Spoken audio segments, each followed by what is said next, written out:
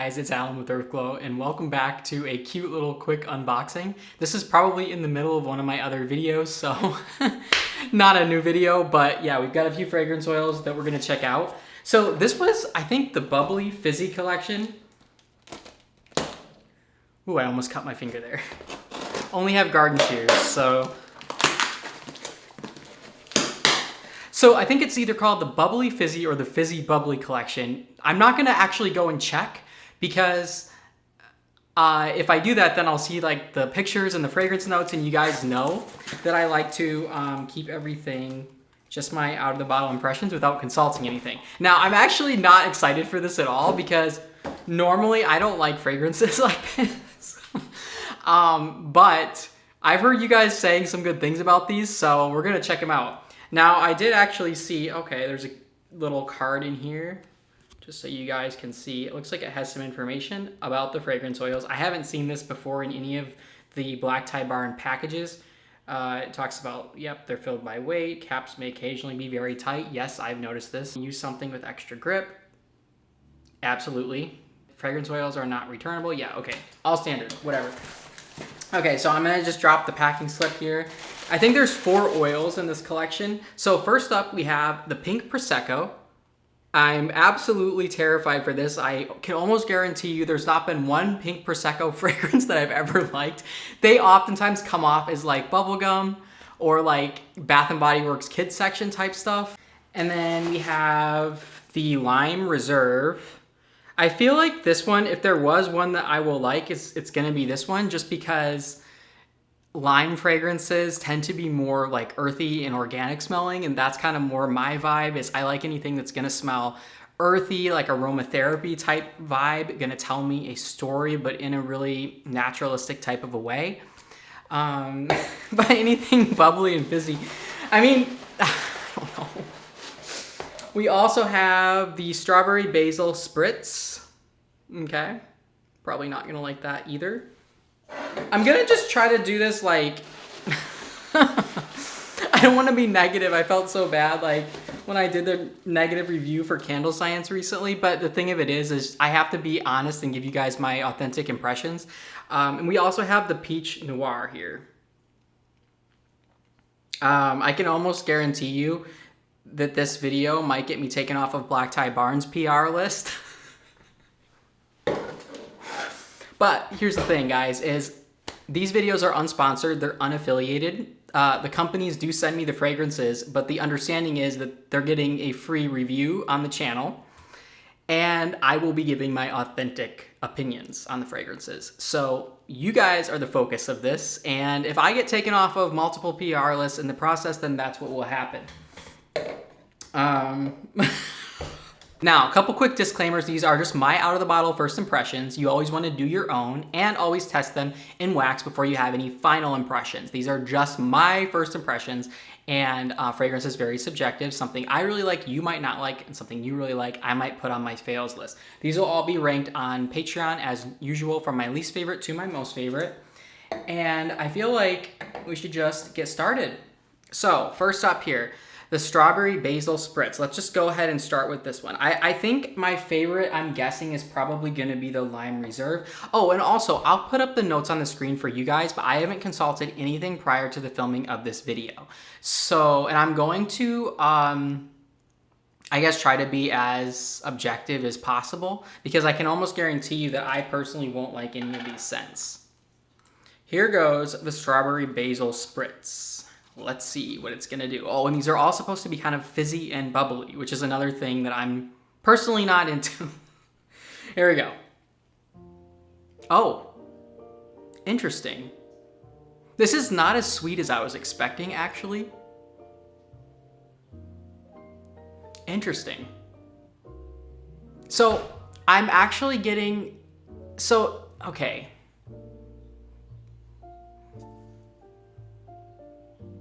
So there's a less sweet strawberry combined with some type of a leafy green. I don't know that I would detect that it's basil. It definitely has a carbonated quality to it as well. I was expecting this to be full on like bubblegum in my face, and that's not the vibe that I'm getting. It actually does have I would say, more upscale type of a vibe. It's sweeter, yes, and it's carbonated, but it's not like, it's not ultra synthetic candy-like, if that makes sense. It's like if I had a drink that smelled like this, like say I was at a fancy restaurant and I got a strawberry basil spritz. I don't really drink alcohol, but if I did, I would be very excited if it smelled like this, because I feel like it would just be an artistic representation of that drink. This is not my cup of tea at all, but I think that this fragrance, from what I can tell out of the bottle, is very well done in terms of the notes. It's definitely not just strawberry. So because of these notes, I would have expected, basil can be very easily overpowering, but strawberry tends to be a sweeter note that just kind of dominates the whole blend. This is a really nice balance of a true strawberry with like a little bit of something herbal, and then this kind of carbonated quality. Next up, let's take a look at should we do the Pink Prosecco? I forgot if Prosecco, I think it's a wine or some type of alcohol. See, this is how you guys know how little I actually know, because of the fact that I don't look at the titles like at all or anything in advance. You'll know very clearly if I don't know a word. I think Prosecco is like a wine or like a type of alcoholic beverage. And I know these types of fragrances are very popular, like I said.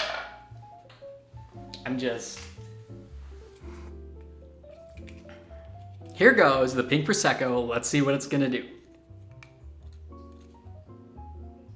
Oh, holy cow. Okay guys, I'm very surprised by this. This reminds me of several high-end oils. I am shocked that I'm saying this. By Stone Candles. One of them is called White Grapefruit Acai, and it is, I believe it's either Diptyque or, I'll put the designer brand 𝗀𝗧𝗦 maybe. Wow, this is really, really high-end smelling. This is a fragrance oil that a lot of companies would easily put a $70 price tag on for a 16-ounce bottle. No questions. So I'm definitely getting, I don't know what Pink Prosecco actually smells like, because like I said, any fragrance that I've smelled that's been marketed like this, and there's at least half a dozen of them that I've smelled. Some of them quite expensive as well. I'm not gonna mention like any company names or anything, but this one to me is unquestionably my favorite, because it reminds me more of like a luxurious type of a berry. Like, almost like it has a red currant or like a currant type of a cranberry note to it in a really true way. It's not overly sweet. Wow. Guys, I am shocked at this. What? There's definitely some witchcraft going on into this fragrance oil, because either I am like out of my mind hallucinating, or this is unlike any Pink Prosecco fragrance. Another thing that I want to say that I appreciate in this fragrance oil is that it is not powdery. So many times when you get these synthetic-y type of berry, type of fruity fragrances, and that's not what this is. Like I said, this to me is more of like a currant or a cranberry type of a vibe. Yes, sweeter, but sweeter in an upscale way that I could definitely see suggestive of like a very fancy alcoholic beverage. But there's not too much powder in this fragrance. And I, as you guys know, I'm like the powder police. I cannot stand anything that has too much powder to it. And this fragrance oil, I feel like it doesn't even, the dry down is just stunning to this. It's stunning. You just get this beautiful, woody, red, pinkish red, like berry type of a fragrance. And there's gotta be some wood in the base of this, or something, not quite ambery maybe, but like blonde woods, like a very sheer, clean quality to it in the base. Definitely not headache inducing either. And for something this sweet, almost any type of alcoholic fragrance I've smelled, I would say is headache inducing. I don't have, well, I've liked Brandied Pear, the original by Candle Science. But I'm very impressed by this. Very impressed by the Pink Prosecco. You guys, I don't even know what to say. This would be beautiful in soap too. Like, I feel like if your audience appreciates things like Volcano or things like mango and coconut milk, or if you shop Black Tie Barn like Tahitian cream, that type of a vibe, like a fruitier fragrance, but in a sweeter way that's more upscale at the same time. So many people are into those types of fragrances. This could also go for something in the fall as like an apothecary jam type of a fragrance, or even like you could totally do this Halloween as like a forbidden fruit, haunted orchard, that type of a vibe, a dead sexy grapefruit or something. It definitely has that sort of citrusy quality to it combined with something adult-like and something that could be enchanted and something like almost mystical. Next up, let's take a look at, I'm gonna save the Lime Reserve for the end. We have to do it. I'm not gonna trick you guys this time. Let's take a look at the Lime Reserve. Now for this fragrance, again, I have very, very, very low expectations for anything marketed like this. I'm just being real with you guys. It's not normally my cup of tea at all. Oh my God, and I can smell something like a foot away with this. I don't know what a Lime Reserve is, so I feel like that's gonna be, is it like a type of alcoholic barrel or something where they have lime available? I don't know, guys. I feel like this whole collection is supposed to be alcoholic maybe, or fizzy and bubbly, which maybe doesn't have to be alcoholic. I don't know. I'm smelling something from like a foot away though that's very interesting with this one. Here we go. Oh my gosh. Wow. All right. This is next level. This doesn't even smell like a drink. This smells like a piece of art. Holy cow, you guys. Okay, so I'm getting lime. This is a really deep lime, almost like an aged lime of some sort. If you've smelled like bergamot, for example, bergamot's like a bitter citrus. That's the vibe that this is giving me, but done more green, done more lime. If you walked past someone and they smelled like this, and say you were like on the street, you'd be turning around and checking to see who this person was, what they're wearing. This is a very high status fragrance, I would say. I would imagine like in a salon that they would have hair care products that smelled like this. I don't know that I get anything fizzy or bubbly from this fragrance oil, which I don't really want that anyway. Wow, this is deep. And it has almost something kind of woody to it in the base as well. Something that is like a deep, dark type of a woodiness. But it's bright at the same time, and that's what's so interesting about it. The best thing I can compare it to is like bergamot, petitgrain, like a type of bitter citrus. But this, again, is lime, but it's combined with, there has to be some amber or something in this that's really adding a warmth and a depth to like the mid and base of this fragrance. Yeah, this is absolutely a wearable scent. I am shocked that I'm saying that, but this is absolutely, I can't imagine anything in a fizzy, bubbly collection being like something that you'd want to put into a perfume.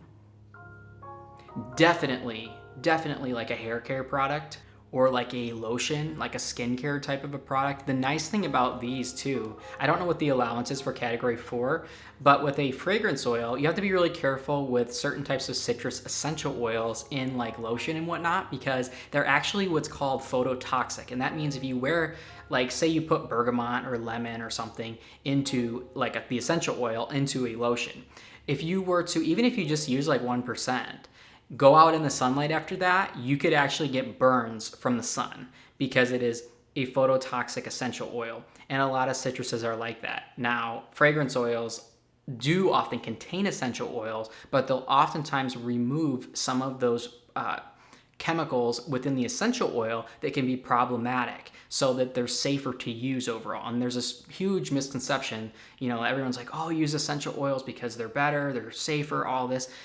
Natural does not always mean safer. And this is one of those examples where if you could use something like this in like a lotion, I feel like it would be the best of both, because you'd be getting like an inspired take on a bergamot or something or a petitgrain essential oil, but without the things that could be potentially really problematic to your skin. Last but not least, let's take a look at the Peach Noire.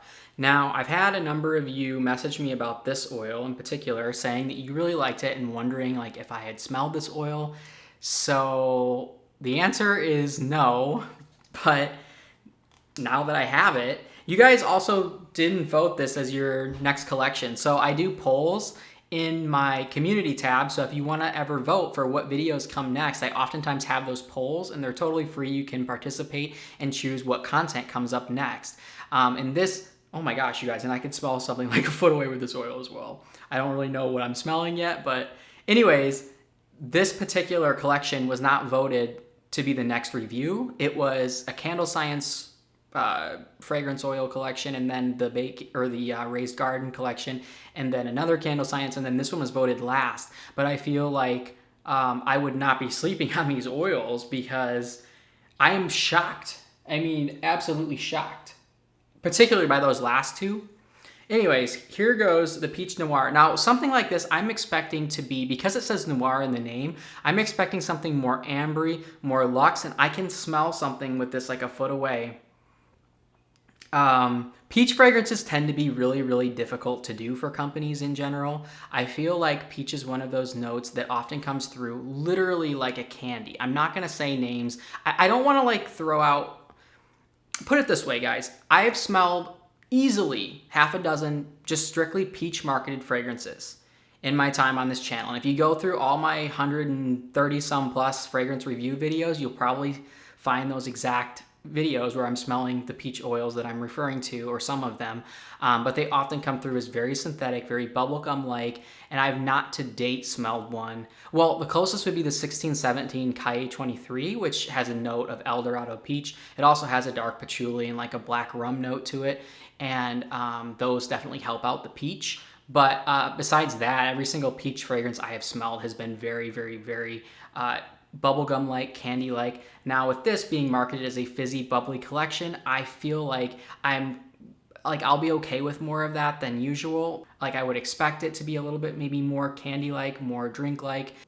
But also, I'm just curious based on the last two how this is gonna smell, and especially since you guys are so excited about it. So anyways, here goes the Peach Noire.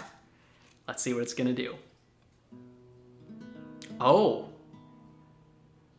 Okay, this is definitely a brighter peach note, but this is not done in a ultra candy-like way. I feel like it's like a peach spritz almost. You're getting a brighter peach that is definitely carbonated and definitely sweeter, but not in like a peachy rings type of a sweet way. It's more, gee, the more it dries down too, I feel like the peach note rounds out. When you first smell it, the brighter top notes that are kind of like the more sparkly notes come through. Yeah, this is a sweeter take on a peach. I do feel like the two that I smelled before this, the Lime Reserve and the Pink Prosecco, would be my preferences from this collection. But this one I feel like would be a very popular fragrance. Even though it's not my personal favorite, and I'll probably rank it as my second to last favorite on my Patreon, I would guess, if I had to, that this would be one of the best sellers. Just because something like this, it's such a happy, jubilant type of a fragrance oil. And I feel like fruity fragrances, particularly something like a peach that's done like this, it's just gonna be popular. People love fragrances that make them happy, and this is something that definitely I would say evokes like childhood memories in a very bouncy, jubilant type of a way, and it doesn't come off like ultra peach rings, ultra candy-like. I think as it dries down more, so the noir component, I feel like it almost has a little bit of quality, like if you've smelled Into the Night by Bath & Body Works, it kind of has this mysterious like aura about it. I kind of get that vibe with this one too, as it dries down more. It's definitely a fragrance that I might use the word immature for, but I feel like that it's done very cohesively. Like I can fully see why you guys like this one the most. It almost has like a, I don't know if there's some plum in this fragrance or something kind of purpley. I get almost that orange from the peach, but then as it dries down more, I'm getting something, maybe a cherry note or like a dark cherry or something more woody and ambery. I feel like this is a fragrance that you really want to let sit on the strip for a while and kind of develop, because as it dries down more, wow, I feel like it really continues to change. And the peach becomes less carbonated and more of like a darker, layered, ambered take on a peach. All right, guys, well, I hope you enjoyed this review.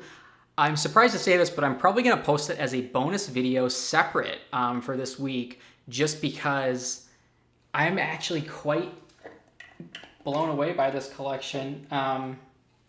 The Lime Reserve in particular is just exceptional. I mean, it has to be the single best lime fragrance I've ever smelled. Unquestionably. And the Pink Prosecco, are you serious? Like, straight up reminds me of Red Currant by Stone Candles or like 𝗂𝗏𝗄𝗧. And these are really expensive designer fragrances. I mean, he's marketing these as like a cute, bubbly, fizzy collection. This is literally stuff that you would pay. I mean, like I said, most of the Stone Candle stuff, they're dupes for designer brands, and what they'll charge you for the fragrance oils is usually much higher. You can get like candle making discounts, but you have to pay a lot of shipping and whatnot too. And I have found with some of their citruses that they do not perform well in candles. And I have to call them out on that a little bit, just because I love that company as a whole. The challenge is citruses oftentimes in candles can have a lot of trouble. They can often smell like gasoline when they're burning in wax. I'll link my video talking about that if you're curious. But I have to knock them just a little bit on that. So I feel like, wow. Tempted to do a side-by-side for you guys right on the channel, because that's like a $70 oil. I'm gonna have to. I'll be right back. All right, so I actually went ahead and grabbed the Red Currant by Stone Candles, which is a Votivo type. It's a luxury brand. And then I also grabbed the 𝗂𝗏𝗄𝗧. Now, I'm gonna do a side-by-side for you guys. Normally I do this on kind of stuff on Patreon, but I'm just so shocked. Just thought I will go ahead and do this. So on my left, your right, we have the Red Currant by Stone Candles. On my right, your left, we have the Pink Prosecco by Black Tie Barn. Here goes the Stone Candles. Almost has a little bit of a mintiness to it. Definitely has a very, almost a bitter dry down. Has a tartness to it, but in a high-end way. Now here goes the Black Tie Barn. Markedly sweeter and I would say warmer as well. Yeah, it is definitely sweeter. It doesn't come off as kids section sweet though to me. It just comes off as, I would say it has a sweeter, kind of warmer quality to it, whereas the Stone Candles is more of a almost tart, mintier type of a dry down, where I feel like these two would be, yeah, they smell beautiful together as well. They do have a lot in common though, and I'm surprised by that. So now I'm gonna go ahead and smell the 𝗂𝗏𝗄𝗧, which is an 𝗬𝗏𝗍𝗍𝗍 type. My French is terrible. But another luxury brand. And I'm gonna compare that to the Pink Prosecco. I'm gonna do a fresh dip into each. So on my left, your right, we have the 𝗂𝗏𝗄𝗧, and on my right, your left, we have the Black Tie Barn Pink Prosecco. Here goes the 𝗂𝗏𝗄𝗧. Okay, this almost has more of a florally type of a quality, like a black currant combined with something more floral. Also has some similarities for sure. They both capture this kind of red berry, dark berry type of a vibe, but I feel like, yeah, the Black Tie Barn, I am getting something a little bit more, I want to say like a type of a wine maybe, or a type of I would say like a sweeter wine.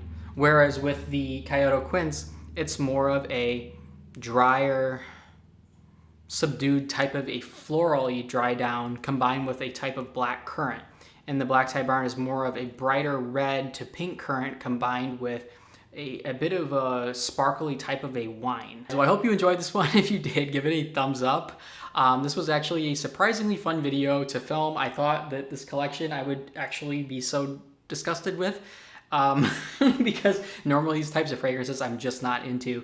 I would still say like this is not my favorite Black Tie Barn collection by any means, but I'm very, very surprised by the quality of fragrance oils being marketed like this, because I feel like the marketing is almost deceptive in a way, because they're almost high-end fragrances behind names that would come off to me as like kids section. Not really with the Peach Noire or with the Lime Reserve, like the name, but just calling it a fizzy bubbly collection, to me, I felt like I was going to be getting fragrances that were much more like immature. And I just, as a whole, would not say that about this collection. So anyways, guys, I hope you enjoyed this one. If you did, give it a thumbs up. I'm sending all of you peace, love, and light, and I'm wishing all of you happy candle making.